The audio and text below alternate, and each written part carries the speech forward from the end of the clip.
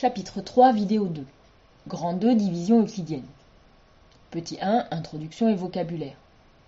Ici, nous voulons faire la division euclidienne de 58 par 8. Il s'agit de faire le maximum de paquets de 8 dans 58.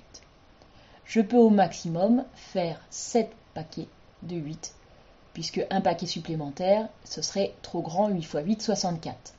Donc 7 x 8, 56. Il reste donc 2. Nous avons donc 58 qui est égal à 8 x 7 plus 2, avec 2 inférieur à 8 puisque nous avons fait le maximum de paquets de 8. La division euclidienne de 58 par 8 donne donc 7 reste 2. 58 est appelé le dividende, 8 est appelé le diviseur, 7 le quotient et enfin 2 le reste. Dans une division euclidienne, il y a donc 4 nombres entiers.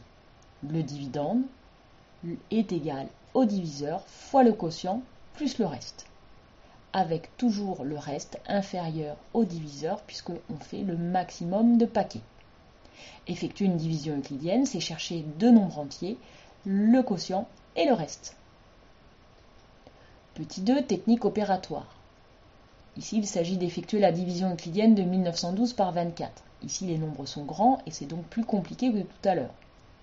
On va donc chercher le premier chiffre du quotient. Pour cela, on prend de gauche à droite les chiffres du dividende, un par un, jusqu'à avoir un nombre supérieur au diviseur. 1 est trop petit, on ne peut pas faire de paquet de 24.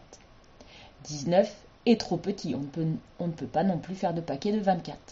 Par contre, 191 est assez grand, puisque c'est plus grand que 24, donc nous allons chercher dans 191 combien de fois 24. Au passage, 191 dans notre nombre, c'est notre nombre de dizaines. Ça veut dire que le quotient, ici, va avoir deux chiffres. Donc dans 191, combien de fois 24? Nous nous rendons donc compte que 24 fois 8 est trop grand, il fait 192. Nous allons donc prendre le nombre juste en dessous, 24 fois 7.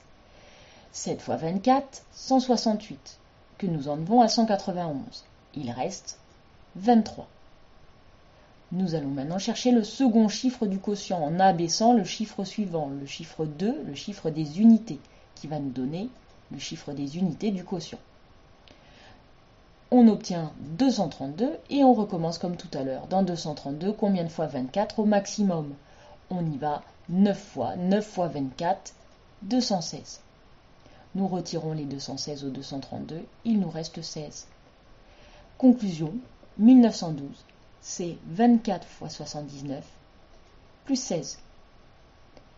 16 est bien inférieur à 24. Nous avons donc bien la division euclidienne de 1912 par 24. Voilà, c'est terminé.